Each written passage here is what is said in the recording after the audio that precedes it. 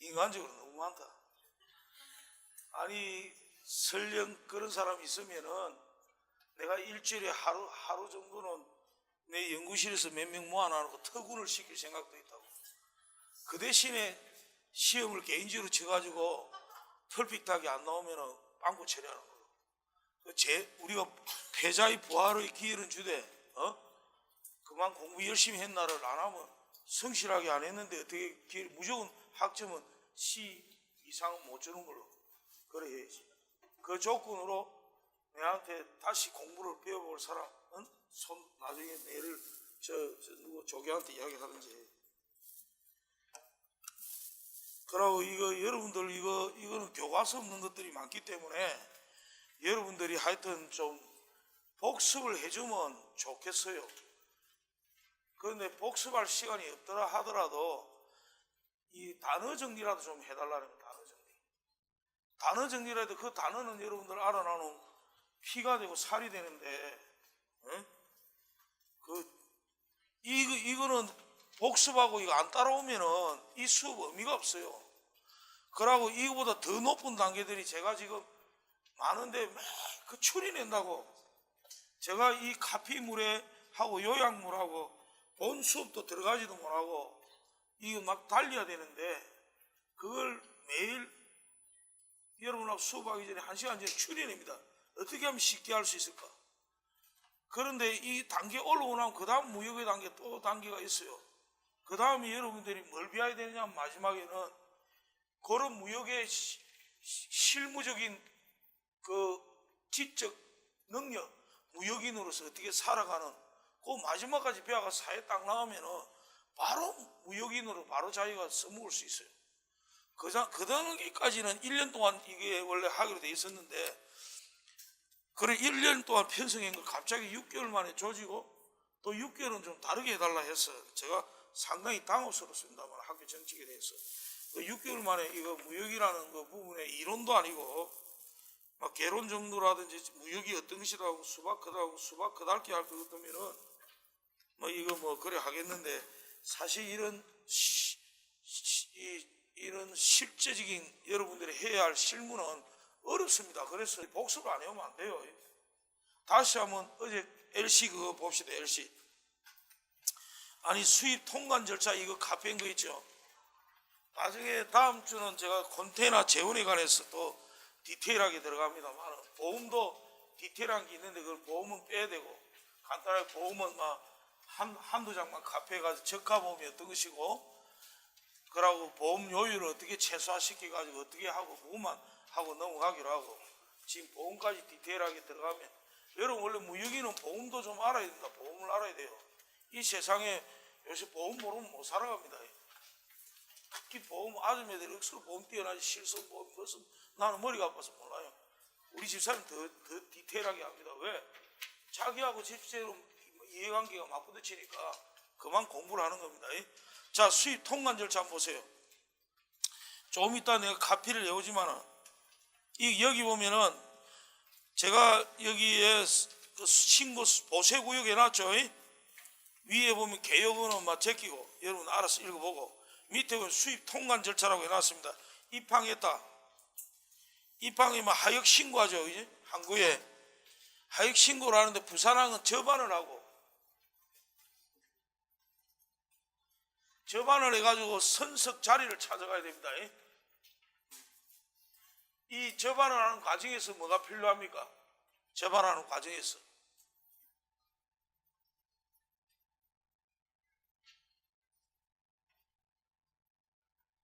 파일로트 우리가 말하는 뭐랍니까 이거 항해 인도사라고 있어요. 이 중에 여러분들 중에 아빠가 항해 인도사 자격증 가지고 항해 인도사 파일로트 하시는 분이 있죠.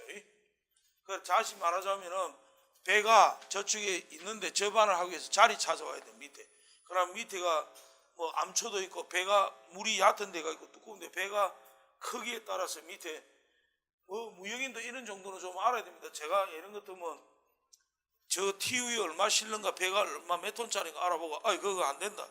그거는 라용이면 안 되고 라용에 너그배로 들어오면 라이온 포트까지 저반에가 들어오면은 배 밑바닥이 닿아가지고 끌고 먹는다. 그러니까 안 되고 방콕 포트로 빼라. 이런 식으로까지 코치가 들어갈 수 있는 겁니다. 그래서 이 파일로트 항해 인도사가 페이가 좋습니다.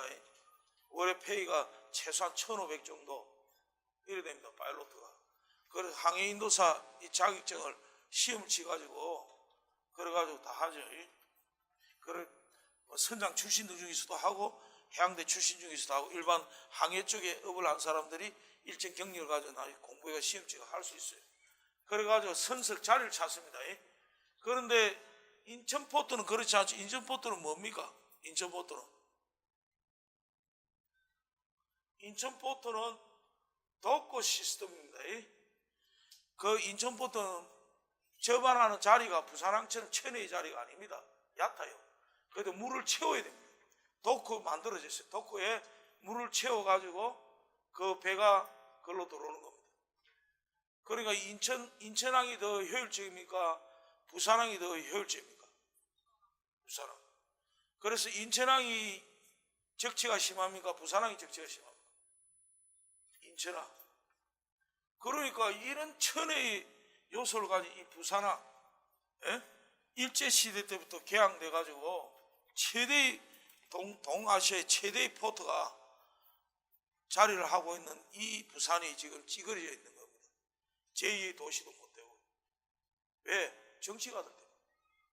이런 좋은 천혜의 자리를 항구를 기점으로 해가지고 그 관련 산업들, 그 가공 산업들, 부대 사업들, 물류 사업들, 그것만 해도 여러분 취직 걱정 안 해도 됩니다. 그 관계되는 것만. 이 조진하잖아요. 물론 이제 뭐 독재 투쟁의 과정에서 고의적으로 상공화국이 부산을 안 키운 제도 있습니다만, 그 이후로라도 잘했으면 되는데, 그래가 부산을 조진하죠. 그래서 어쨌든 여기에 입항을 하게 됩니다. 입항에 자리를 잡으면 접안을 하게 되면 다들 각각의 자기 포트로 들어갑니다. 그 포트가 이 포트에서 그런 자기의 그런 부두, 전용 부두로 들어가는 그걸 부두를 뭐라 한다? 이때 피아로 들어가는 피아로. 그래서 부산항에 보면 1부도, 2부도, 3부도, 4부도, 5부도, 7부도, 8부도. 8부도는 저 미군 애들 전용 부도죠. 저 8부도 신선대 부도 있고 우리. 그런데 지금 1, 2, 3, 4는 뜯어가지고 싹 깔아가지고 자 말하자면 북한 뭐라면 개발을 들어갔죠. 그리고 여러분 아시다시피 거기에 국제여객 터미널도 지어져 있고 나중에 오페라 하우스도 들어온다고 뭐 그렇죠. 그런데 어찌됐든 지금 아직도 사용하는 5부도, 4부도, 5부도, 7부도, 8 시전대 부도는 사용하고 있습니다. 요 자리를 찾아 들어갑니다. 그래가지고 그 다음에 들어가는 이게 TT 베이스입니다. TT 스테이션 또는 베이스. 여기에 들어가기 위해서 접안하면 뭐 사용하면 크레인 것도 위에 이 사람 그것을 묶고 자고 하죠. 심지어 아주 높은 데서 이래가지고 쫙 컨테이너를 배 위에다가 뭡니까? 배 위에 있는 컨테이너 잡아가지고 쭉 꺼내가 내려놓죠. 그거 여러분 그거는 TV로 봤죠. 그래서 그런 행위를 하는 부분을 우리가 이 TT에서 전부 다 해가지고 여기에서 바로 CFS하고 CY로 넘어가는 겁니다. 자기 전용 CY 컨테이너 양.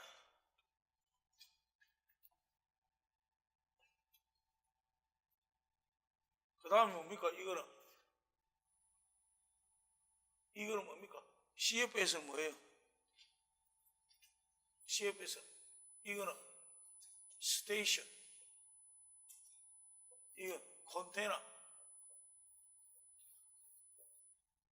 프레이트.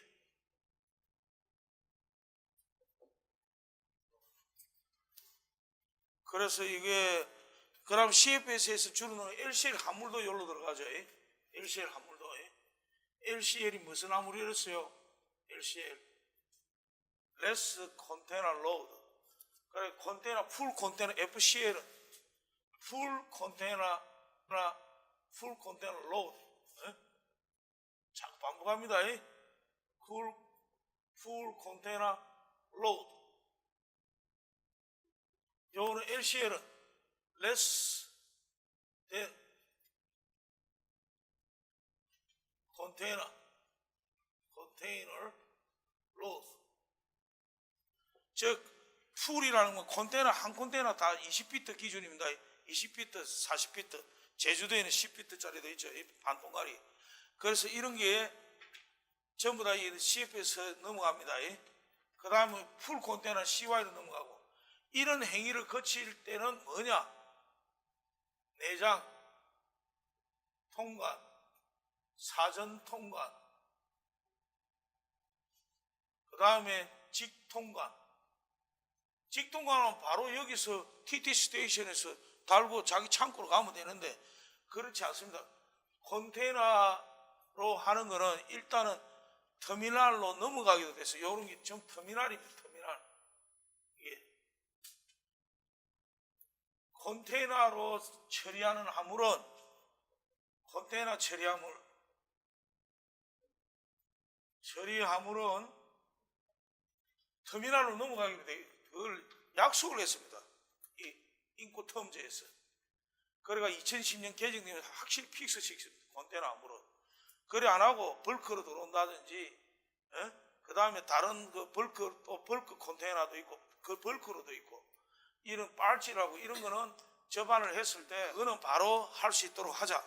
그래가지고 컨테이너 화물은 그러면은 전부 다 모나니 접안에가 접안 부두 옆에다가 너무 자리가 모자라니 이 컨테이너는 전부 다 터미널로 집어넣자.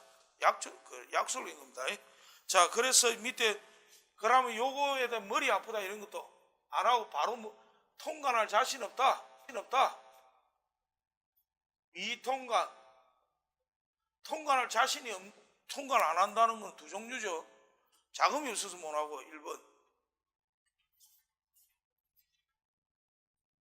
두 번째로는 뭔가 그걸 디베닝할 장소. 디베닝이 무슨 말입니까? 디베닝.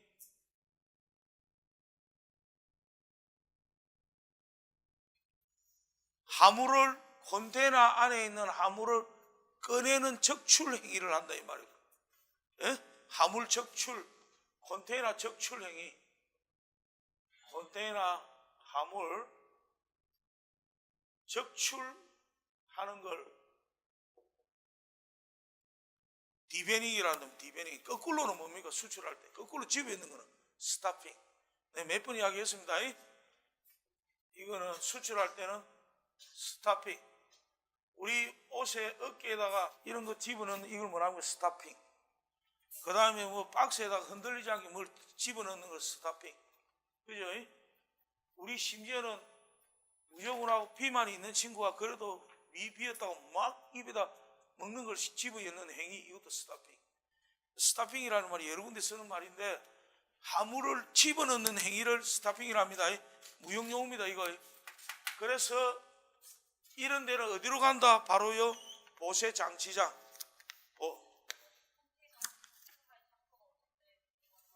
그렇지. 적출할 장소 내처럼 자기 창고가 있거나 또는 전용 창고 내지는 자기가 그것을 디베닝할 장소가 있거나 적출하는 그런 창고가 있을 때는 보세 통관할 필요가 없지. 보세 장치장 갈 필요 없지. 그러니까 자금이 없거나 또는 이 시점에서 통관이라는 게 여러분 통관이라는 카스텀 클리어런스 이게 여러 가지 변수가 있습니다만은 그런 행위도 있고 세 번째 환율의 변동이 심할 때 못하는 환율 문제도 안 하는 사람이 있습니다. 다이가 클 때는. 그러게 즉 금이 크면은 환율에 차지하는 변화가 크면은 완방이 저도 마찬가지입니다. 왕창 땡기는 심지어 1억 8천만 원씩 차이 납니다. 그러면은 환율 계산을 통관할 때 환율 계산을 어떻게 하느냐 하면 전주 환율 일일 전주라는 건 앞전자에 주일 숫자를 말하는 건데 전주. 전주일에 일일 평균, 일일 환율을 평균하는 겁니다. 평균 나누기 7 해가지고 그래 따지니까 전주에 환율이 엄청나게 뛰었더란 말입니다. 그죠? 그럼 말로 통과 안 하노? 그지?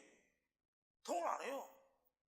환율이 깔아앉고 나면 그 다음 통과 나면 그 프리타임이 최대한 선사로부터 받아내는 게 제가 뭐 선사는 3개월까지 받아내고 45일 3개월까지 받아내는 데도 있고 그 다음에 보통 프리타임이 뭐랬습니까? 15일 단위로 그거 내가 안 하면 뒷말이 차지 때리고 그 다음에 넘어오면 시와에 넘으면 디텐션 차지 때린다 했죠. 그래서 그 안에 최단 시간을 번단 말이에요. 환율 문제도 있고 요거는 뭡니까? 창고가 없을 때 그러면은 보세장치장으로 넘어갑니다. 보세장치장으로 넘어가서 그 다음에 보세구역이 보세장치장을 말합니다. 왜 구역이라는 표현을 하느냐면은 보세장치장이 광범위합니다. 심지어는 창고 안에 아무리 젖지 않도록 보관용으로 해가 안에 내 창고로 들어가는 경우도 있고 옥내 창고로 그렇지 않냐고 밖에서 그 보세장치 밖에서 대기하는 데도 있어요. 그것도 하나의 구역에 속한 보세구역. 밖에서 작업해도 됩니다. 심지어. 그런데 유리 같은 거는 우리 유리나 이런 거는 안에 보관하고 있어야 됩니다. 왜냐하니까 유리와 유리 사이에 파우더나 유리의 스크래치를 방지하기 위해서 이렇게 간지를 인터리빙 페이퍼랍니다.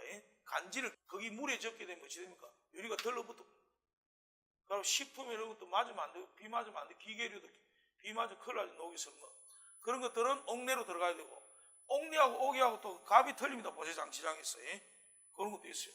그래서 이런 것들이 보세구역으로 들어가는 겁니다. 그 다음에 또 보세구역을 해놨습니다. 돈이 없다.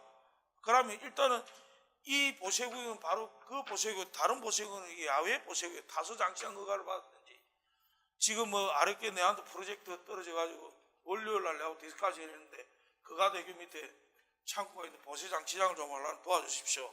우리 협회 그 회원인데 내부 부탁을 해가지고 그게 이제 밖에 있는 보세장치장, 다소장치장 보세 허가를 받아가 또는 자기가 원하는 싼 값의 보세장치장 왜 운송이 또 안 되면 없어 돈이 없어가 물건을 못 빼내고 그러니까 통관을 하려면 자금 결제도 하고 그 다음 관세 부가세 관세자 수수료 또 납부하고 해야 돼. 그 다음 운송료 지급하고 돈이 없다 이겁니다. 그래 또 옮겨가지고 하는 행위의 마지막 보세 운송이 그입니다. 보세 운송. 이런 보세 운송하는 거는 A에서 B에 옮기는 거는 우리가 뭐냐 하니까 샤틀링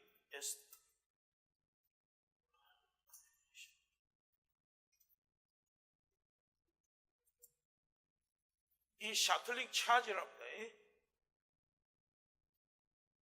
그러니까 이게 뭐냐 하니까 컨테이너 화물을 A에서 B 장소에 샤틀링 한다는 겁니다. 옮긴다는 겁니다. 본 운송, 내륙 운송이 아니죠. 컨테이너 내륙 운송 하려면은 다 허가 받아가지고 일단 CI로부터 나옵니다. 나와가지고 이런 컨테이너 막 밖에 돌아다니죠. 그런 걸 말합니다.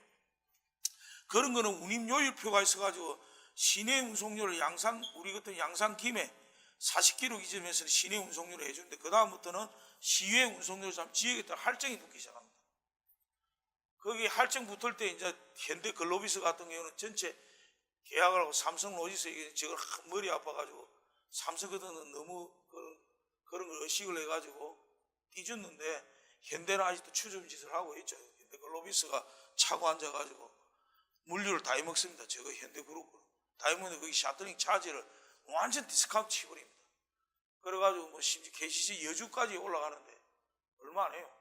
여주 여러분 알죠? 경기도 이천 여주 그까지 올라가면 엄청나 우리 일반 무역인들은 할 수 없는 짓들을 하고 있습니다. 대기업에서 전부 문구가 패키지로 그만큼 이 샤틀링 차지 다음에 트랜스포테이션 국내 운송할 때도 이 요율이 엄청나게 레이팅이 큽니다. 자 여기에서 보세구역이 그래 나오는 겁니다. 그 다음에 세관은 세관으로 물건이 가는 게 아니고 하나의 절차의 행위입니다. 세관이 가가 이제 수입 신고를 하죠. 수입 신고할 때 그때 뭘 제출합니까? 관세사에서 송품장 커머셜이라는 말이 빠졌죠. CI 밑에 보면 신고 서류라고 나와 있습니다. 성품장이라는데 인보이스라는데 커머셜이라는 말이 빠졌습니다. 커머셜 인보이스 CI 제출의 수입 신고서 여러분 그 사본 하나 봤죠? 수입 신고서 또 한번 봅시다. 아 있네. 요 수입 신고서 보세요. 수입 신고서 이거. 자, 이 수입 신고서가 또 내가 수출 신고서 오늘 내가 카페 어제 해줬지. 그거 또 수출 간단하게 하고 넘어갈 건데 여러분들 그걸 하라고요. 자, 이거 또 갈라주고 또. 자, 수입 신고서 보세요. 자, 수입 신고서를 한번 해봅시다.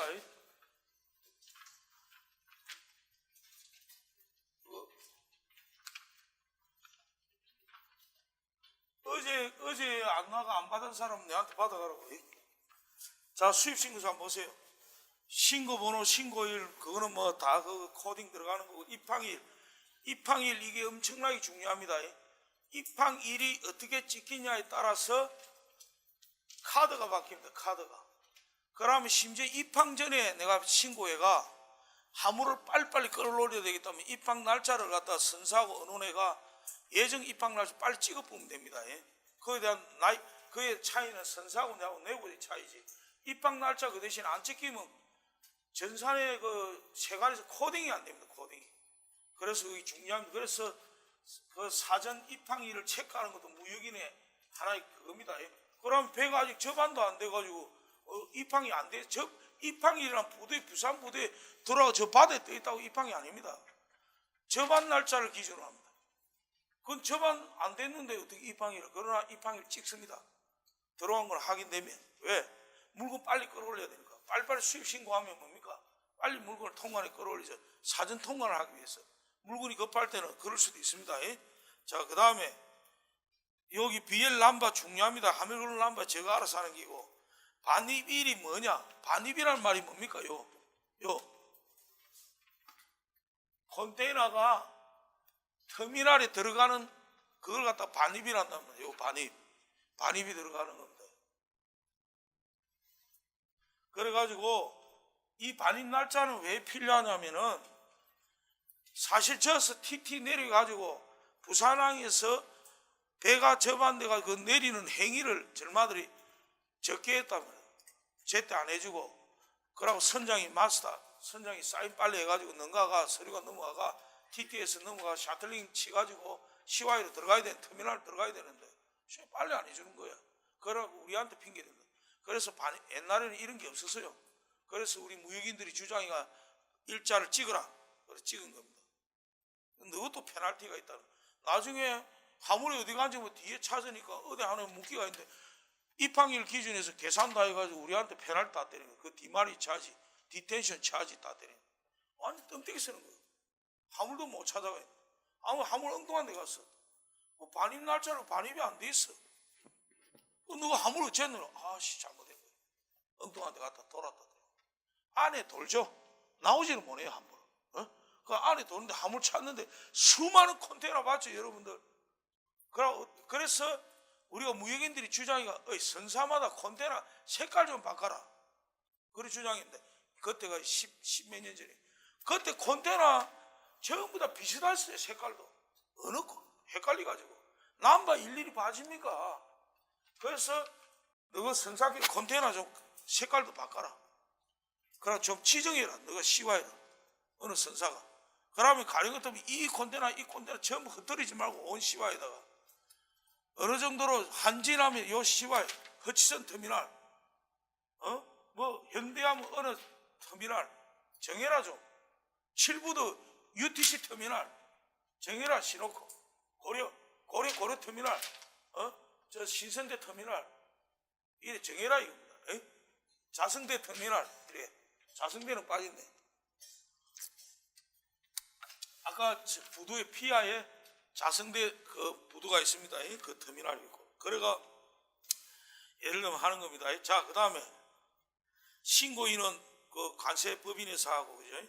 수입자 신한한시 돼 있죠. 이제 이름 이제 실제로 납세 의무자는 이때 그게 중요합니다. 납세 의무자. 요거는 내 뭐 무엇에서 했댔노? 어제? 어?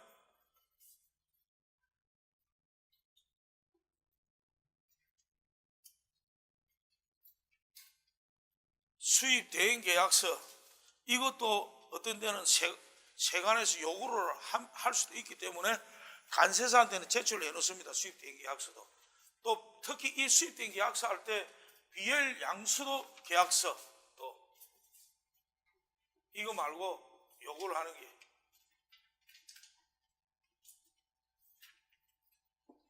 BL을 양도해 주는 겁니다. 양도. 이게 유가증권이나 선화증권이나, 그죠?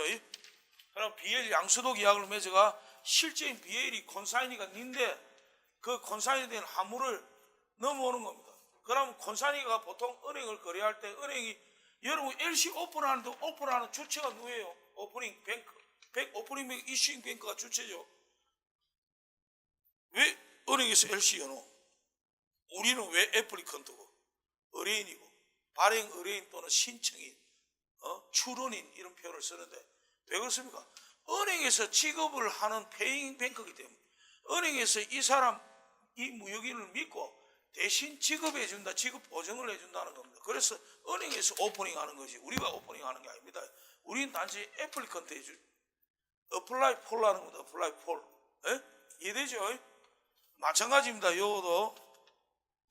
그래가지고 요 납세 의무자가 실제적인 실하주라는, 납세 의무자 실제 하주, 실하주라는 말입니다. 이게 중요합니다. 이 납세 의무자. 이게 해외 거래처는 딱 정해져 있고, 또 해외 거래처를 노출시키기 싫다 미상으로 때려놓습니다. 미상. 심지어 내가 수출한다. 내 요 샘플을 하나 오늘 카피했나 모르겠다. 수출 신고서에, 다다음 주에 내가 카피해서 수출 이야기할 때 내가 그걸 할 건데, 가는 것도 내하고 제가 호주에 한때 잡화품하고 식품을 좀 수출했어요. 올해서 그때 대강농산이라고, 요 나중에 다다음 주 하지만은 거기에 내하고 에이전트 계약이 되어 있습니다. 김치가 6종류, 그 다음 웅상에 거기에 나머지 뭐 고들빼기 김치 이런 종류 있어요. 12종류. 모자반 김치 그래 실내 총각김치 파김치 그 김치는 내가 대강농산하고 계약을 했죠. 그 대강농 계약을 내가 에이전트 계약이 되어 있으면 수출에도 제조자가 는지 신고하도록 되어 있습니다. 그러면 내가 에이전트 계약이 됐으면 대강농산 합니다. 그러나 내가 다른 제품 할 때는 그 거래처를 노출시키기 싫다. 나는 수출업자다. 뭐라 합니까? 이상. 이해되죠? 마찬가지로 수입업자 노출시키기 싫다. 저쪽에서 엑스포트가 실 메이커, 매니팩처러, 메이커, 스파이어가 아니다 이겁니다. 엑스포트에 불과하다. 그러나 그 엑스포트에서 그 공장 노출시키기 싫다. 그럼 밑에다가 뭡니까? 해거래처 이상. 바로 안 그러면 엑스포트 자기 표현을 해버리는 겁니다. 이런데 싸움이 일어나고 난리가 납니다. 그러다가 소송 걸고. 그래서 무역업자는 조심해야 된다. 그런 부분을 할 때, 수입 신고할 때도 노출이 안 돼도 나중에 이거가 시가 되고 왜 이거 노출을 시켰노? 그리고 계약 끊기는 사례도 있고 이래요. 그래서 이거 노출시켜도 되나? 관계없다. No problem. 오케이? 하고 이러는 거예요. 자, 그 다음에 적출국은 인도네시아라고 했는데요. IND 돼 있죠. 도착항 부상항이고, 반입 장소 해놨죠. 여기에 한국어치선 터미널 주 부산 해놨죠. 여러분 이 지나가면 시간 터미널이라고 돼 있죠. 그것이. 그래서 우리가 뭘 주느냐, 여기서 핸들링하면 나중에 어제 카페에 THC를 주는 건 터미널 핸들링 차지. 요거 하다가 또 그거 하나 봅시다. 버뜩 이거는 하고 저 뭐고, 내가 그 인보이스 하나, 그 선사 인보이스 하나 카피해 줬을 낀데, 있네. 여기 인보이스 해놨죠. 인보이스 주 KGT 해가지고 요 배 넘버 들어가 있고, 요 BL 넘버 들어가 있고, 이거 봤죠? 밑에 은행은 내가 혹시라도 은행한테 문제 될까봐 내가 은행 그거 꺼버리고, 은행한테 까달 시루가 이거 노출했다고 개인정보 비밀보호법에 위반했니 많이 또 말이 많을 수 있어요.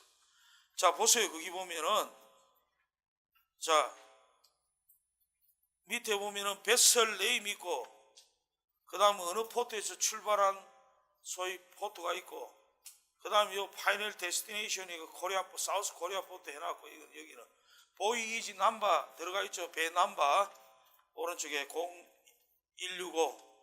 그러니까 거기에 저 BL 넘버가 위에 상위에 BL 넘버 없이는 모든 것이 안 됩니다. 이런 건수들은 BL별로 처리를 하기 때문에 BL이 모든 것의 근본입니다. 무슨 BL별로 처리합니다. BL별로. 그래서 파셜 식먼트가 중요한 겁니다. 왜? 파셜 식먼트는 BL이 쪼개지게 돼 있어요. 그러니까 아무 때나 파셜 식먼트는 우리가 손해죠. BL 쪼개되면. 왜냐하면 BL 건당 차지가 막 생깁니다. 그죠? 그러면 돈 많은 사람은 한 BL로 다 가져와. 한 BL로 다 해. 그래 한 BL로 처리하는 데도 있다. 돈이 없는 사람은 BL 자꾸 쪼개야 되죠. 자금 부족하니까. 그러니까 무역은 필리핀 부익부입니다. 사실은. 없으면 없는 대로 돈 더 들어가요. 그렇습니다. 자, 거기에 보면 클리닝, 와싱 오브 컨테이너, 클리닝 차지를 말합니다. 그래 하도 클리닝, 뭐가 클리닝하는 말이 싸움을 하도 하니까 이게 클리닝 차지입니다. 옛날에는 주의도 안 했어요. 그런데 클린 BL이라는 말이 나고 뭐 클린 BL 하려면은 컨테이너도 깨끗이 청소했는데 청소비 내놔라. 그래가지고 클린 BL 그게 2007년도인가 그때 이제 인코 텀즈에서 2010년 개정할 때 그때 맞다 2010년도가 2007년도 9년 그때 말이 나와가지고 클린 BL 치면서 이 클리닉 차지가 발생합니다. 옛날에 5,000원 하다가 만원 하다가 15,000원, 25,000원 받았어요. 요 밑에 보니까 터미널 핸들링 차지가 THC라 하기도 하고 또는 붙여서 THC라 합니다. 이거 모르면 안 됩니다. 요 터미널 공짜 아닙니다. 돈 다 줘야 됩니다. 터미널 핸들링 차지 115,000원 이거 부가세 별도입니다. 그 다음에 월피지라고 있죠. 월피지. 월프가 무슨 말입니까? 월프. WHARF. 이게 바로 부도라는 뜻입니다. 부도. 피어의 좀 더 작은 규모의 디테일한 부도라는 뜻입니다. 조금 작은 개념의 말의 표현입니다. 월프가. AGE가 뭡니까? 집합정형사를 만드는 전비사죠. 또는 어떤 비용을 만드는 전비사이기도 합니다. AGE. 패키지 다 마찬가지로 백이지 다. 집합명사를 만 그러니까 부두 사용료를 말하는 겁니다. 부두 사용료 올피지. 이거는 균일합니다. 그 다음에 및 오션 프레이트라고 해놨죠. 오션 프레이트. 거기 봐 선임을 말합니다. 이제 이게 내고가 억수 중요합니다. 오션 프레이트가 얼마 주고 있는 거예요? 좀 깎아. 저도 요새 잘 몰라가지고 밑에 보면 그 밑에 보십시오. 그 밑에 보면 터미널 핸들링 차지 해놨죠. 그거는 또 값이 틀리죠. 왜 값이 틀립니까? 아는 사람. 클리닝 차지는 똑같는데 터미널 핸들링 THC는 왜 14만 원, 그 위에는 11만 5천 원이지? 왜 14만 원이지? 이제 이게 여러분들 자꾸 알아야 돼요. GP 컨테이너하고 오픈탑 컨테이너. 제너럴 GP 그 드라이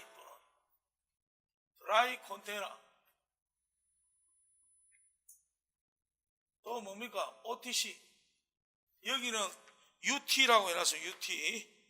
밑에 단위로. 그죠? ET, UT, GP. OTC, 오픈탑 컨테이너를 말합니다. 그럼 오픈탑 컨테이너가 왜 더 비쌉니까? 여러분들 배에 보면은 오픈탑 컨테이너 위에 샤플링 쳐가지고 이 두께 열려있어가 위에 천막 친 거 있죠? 그럼 그 위에 화물을 얹게 되면 어찌되는 즉 길이가 길어서 높이가 높아서 튀어나오는 거 아닙니까?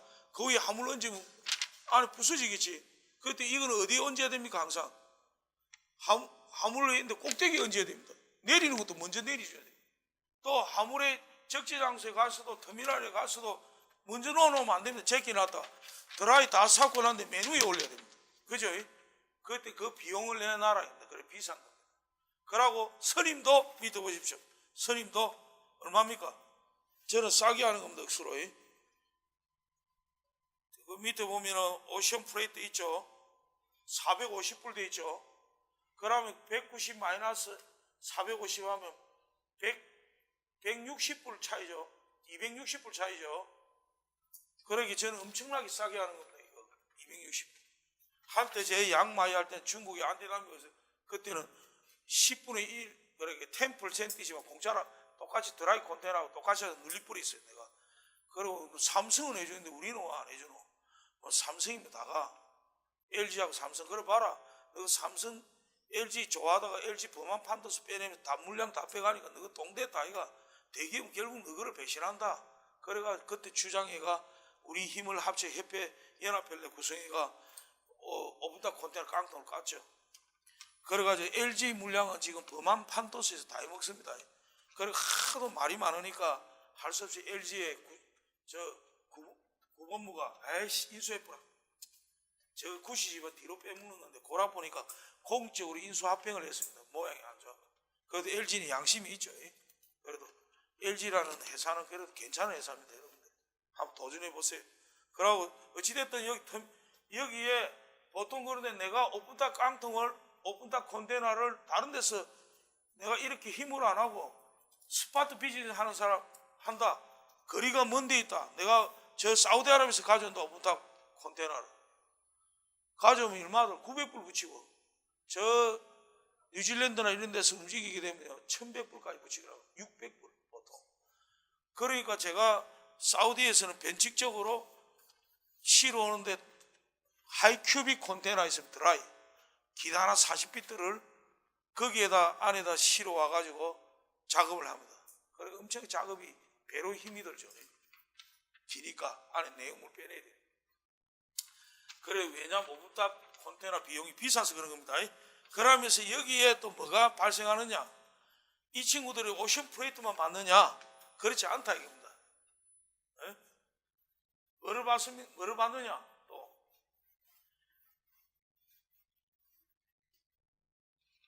비바프, 카프 이 두 개는 꼭 알아야 됩니다. 딴 거는 뭐 적재 초과 중량에서 뭐 부치묻고 저리 부치묻고 이런 거 하도 그래가지고 사전에 하조한테 통지한다 그거 있은 것부터는 뒤에 뒤통수에 못 붙이도록 되어 있습니다. 나는 요 두 개는 지금 마음대로 붙입니다. 이 두 개는. 이게 뭐냐? 이거 적어놔야 됩니다. 이것도 시험 문제입니다. 이거 바프하고 카프. banker adjustment factor. 뒤에 보이지?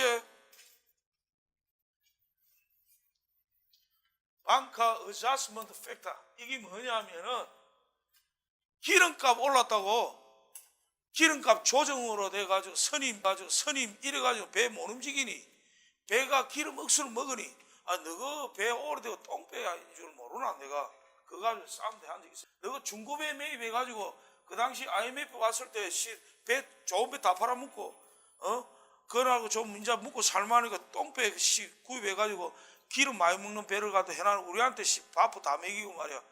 그래가지고 현대가 찌그러지기 시작한 겁니다. 고객들 무시하고 지 맘대로 붙여가지고 현대가 거지 됐어요. 현대 한진이 IMF 왔을 때 좋은 배 다 팔아먹어놓고 말이야. 똥값에. 그래갖고 적자를 메꾸기 위해서 고객들한테 전가시키기. 그래 현대 한진이 고객이 많이 떨어져 나갔단 말입니다. 그래 지금 어려운 거예요. 한진 그때 구조조정 50% 이상이었어요. 그러고 현대도 지금 구조조정 들어가면 30% 했고 추가로 20%또 합니다. 어찌됐든 이 바프가 이래 중요한 겁니다. 저거 마음대로 붙이고. 그러면 이거는 또 뭐냐? 이것도 아직도 그러고 있어요. 말이 많으니까 요번에 일률적으로 선사의 항의를 뺐죠. 이거는 currency adjustment factor. 이건 무슨 뜻? 카르시움은 무슨 뜻? 환율. 환율이 팍 올랐다 이겁니다. 환율이 올라가지고 일반 선임이 적용하는 저거는 해외 선원들 달러 페이 되고 해외 저쪽에서 오다면 저쪽에 저반료부터 해가 저쪽에서 한국에서 뭐 부두 사용료 뭐 주고 나서 기름도 저쪽 적국에서 그래 거기에 있는 국적 선사로서 저쪽에 할 때 막 달러로 페이해야 돼. 너한테 원화로 돈을 받으려니까 적자다 이겁니다. 그래서 카프 내놔라. 그래가 컨테이너당 얼마? 200불. 컨테이너당 뭐 180불, 250불, 300불 이리 받아 먹습니다. 실제로. 그래서 선사가 손해 안 보려고. 그래 되니까 고객이 안 받는 데가 나타나기 시작했어요. 자, 공급이 가행해 오니까. 그래 경쟁력이 밀리죠. 그래가 지금 많이 자빠진 겁니다.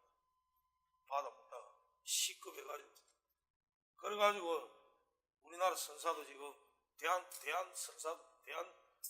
해운도 망하고 흥하도 결국 법정가를 들어갔다가 또 그것도 안 돼가지고 그렇고 지금 난립니다. 그래서 여러분도 무역하는 사람으로서는 이걸 내용을 알아야 된다 몰라야 된다. 이거 두 개는 선임의 추가로 붙이는 차지입니다. 그래서 어디셔널이 있나 없나도 외국에 수출하는 입장에서 저쪽에서 FOB로 때릴 때 또는 CIF로 할 때는 어디셔널 추가적인 이 말입니다. 이게 있나 없나 반드시 물어봐야 됩니다. 어디셔널 차지가 있나 없나 무역하는 사람으로서 이거 없으면 큰 거다. 그래가지고 저쪽에서 붙여버립니다. 붙여버려가지고 또는 이 선박 에이전트한테 넘가버리고 싹 피합니다. 그러니까 나중에 짐은 끌어올릴 때 시간 없지. 선박 에이전트가 우리도 먹고 살아야 되는데 이거 돈 안 주면 우리 물건 못 빼주면 반출 못 시킵니다. 디오를 안 떼줍니다. 디오 안 떼줘요. 미칩니다. 미쳐요. 그러니까 그 돈 100불 200불과 싸움을 해가지고 저간데는 크죠. 컨테이너가 많으면 컨테이너 100불 같으면요 장난 아니면 먹고 살아. 그래가지고 그것 때문에 싸움이 나가 난리라. 지금도 싸움하고 있는 이겁니다. 자, 빨리빨리 해봅시다. 그 인보이스 밑에 보면은 또 뭐라고 되어 있어요? 다큐멘테이션 피라고 되어 있죠. 서류 핸들링 했다고 받아 먹었습니다. 옛날에 이거 10,000원 하다가 또 25,000원 하다가 18,000원 하다가 25,000원, 40,000원까지 올려. 그 다음 밑에 있는 그 뭡니까? 클리닝 차지도 이거는 동일하죠. 이해되죠? 다큐멘테이션 피. 그래 요걸 FOB로 치실 때의 인보이스죠. 선사에서 하주한테 보내는 인보이스죠. FOB죠. 왜? 오션 프레이트가 여기 달리가 있잖아. CNF나 CIF는 수출자가 저가 지불하는 거야. 그지? 이해되죠? FOB는 수입하는 하주한테 선임을 받아라는 게 FOB고, 그 다음에 수출업자가 지가 물리고 원가에 산입시킨 거는 CNF, CFR 또는 뭡니까? 코스트 앤 프레이트. 이 말 CFR이라는 표현을 하기도 CNF라 하기도 합니다. 그 다음 CIF는 거기에 인슈런스 보험이 추가되고, 그거는 저쪽 수출업자가 돈을 물리는 거, 선임을. 그런 것들이 이렇게 오픈답 비용이 있고 이럴 때 뜸뜨기 씁니다. 그래서 오픈답 큰 그 소위 사이즈 높이가 높은 거 할 때는 내 FOB한테 머리 아팠어. 내가 알아서 할 테니 니는 실험만 둬. 이래 되는 겁니다. 내고 무역하는 사람으로서. 이해되죠? 자, 그 다음에 이건 됐고, 이제 다시 LC 전에 했던 거 봅시다. 자, 다시 한번 이야기하는데, 어드바이징 뱅크가 저쪽에 통지은행이라는 말은 거기에서 돈을 제가 받든 안 받든 어쨌든 화물을 갖다가 신용장 여는 데서 받는 은행을 말합니다. 어드바이징 뱅크가. 꼭 어드바이징 뱅크가 돈 먹는 뱅크는 아닙니다. 이해되죠? 거기에서 릴레이 칠 수가 있다면 릴레이. 다른 은행으로 뭡니까? 트랜스퍼 칠 수가 있다는 겁니다. 그러나 최초의 LC여는 신용장려는 은행으로서는 오프닝 뱅크로서는 이슈잉 뱅크로서는 통지은행이 중요하지. 모르겠다. 그 다음 너가 알아서 해라. 수출업자. 그죠? 그거 중요합니다. 애플리컨트 내가 이걸 신용장을 좀 발행해 주세요 하고 의뢰하는 의뢰인, 출원인, 신청인 이 뜻입니다. 베네피셔리 수익자인데 내가 꼭 엑스포트, 즉 스플라이어 엑스포트가 아닐 수도 있겠습니다. 제3자를 지정해서 베네피셔리를 친댔습니다. 이해되죠? 그래서 특히 제3국 통화로 할 때 머리 아프면 어찌 됩니까? 제3자로 넘어가고 뭐 이럴 때는 제3국 통화로 한다. 베네피셔리가 바뀔 수가 있습니다. 그러니까 여기에서 또 수입업자로 봐서는 서류가 절로 넘어가다 보니까 서류가 안 들어왔어요. 아직 서류가 안 들어와가지고 사본을 팩스로 받아가 바로 은행에 가서 뛰는 걸 뭐라 한다? 물건을 먼저 찾기 위해서 레터 오브 거랜티, 그러면은 돈을 지불하든지 또는 유전서를 하면은 이미 은행에서 그 서류를 내주게 되기 때문에 TR을 해준다는 겁니다. TR. 그죠? 그래서 레터 오브 거랜티, 이거 시험 나온다 했습니다. 이거 LG 중요합니다. 레터 오브 거랜티. 아직 화물이 도착하지 않았을 때, 화물은 이미 도착했는데 서류가 도착 안 했는데 빨리 물건을 끌어올려야 될 때, LG를 하는 겁니다. 자, 맨 밑에 보면은 푸미게이션 내가 설명해 줬죠. 분석. 그죠? 그 밑에 보면은 외국환 거래 약정서라고 되어 있습니다. 이게 이 외국환 거래 약정서 무슨 말이냐? 내가 이야기했습니다. 수입업자가 은행하고 외국환 거래 약정을 맺는 걸 말합니다. 이걸 LC 오픈을 하기에, 자, 에사이트 왁구는 얼마? 왁구 리미테이션 한도 100만 불. 유전서 뭐 담보에 따라 하지만은 200만 불 이런 식으로. 그럼 이거 결제하고 나면 또 살아나죠. 그럼 1년마다 약정하도록 되어 있습니다. 약정이라는 거는 1년을 단위로 합니다. 그래가지고 재약정을 항상 합니다. 날짜가 되기 전에. 그러니까 은행에서 털 수 있죠. 재약정할 때. 그런데 아무 영문도 없이 털어버리면 어찌 됩니까? 당하는 겁니다. 그래서 은행에 행포가 있는 겁니다.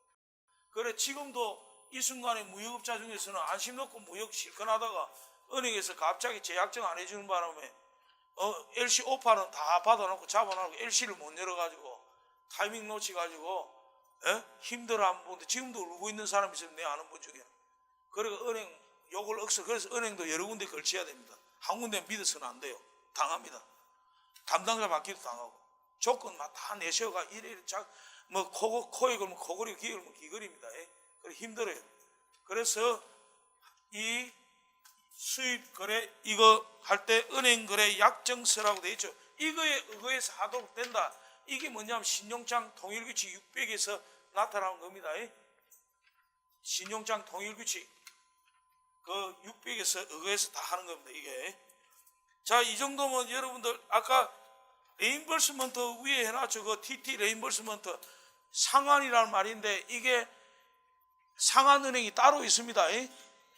그럼 그 상환은행이 중간에 있는 이유는 모르겠어요. 그런 은행 저거 목적에서 하는 경우도 있고 여러 가지 케이스를 했습니다. 상환. 자, 이 정도 그럼 LC는 여기까지만 하고 다음 시간에는 수입 절차 마지막으로 마무리하면서 다음에 BL 스랜드 관계하고 그 다음에 수출 관계 언급하고 나면 또 그 다음 들어갑니다. 컨테이너 재운 관계 들어가고